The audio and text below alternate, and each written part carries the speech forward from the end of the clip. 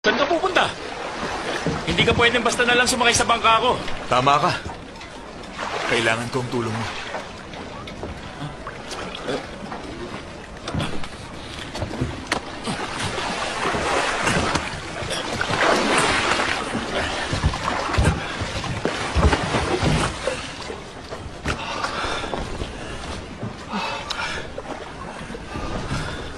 Anong gagawin mo dito? Manghuli tayo ng isda. Wala tayong makikitang isda pag ganitong oras. Sa katunayan, kahit anong oras, wala na. Pedro,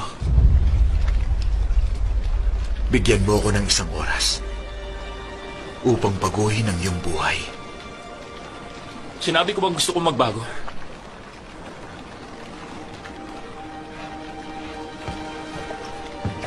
Maniwala ka sa akin. Wala tayong mahuhuling isda.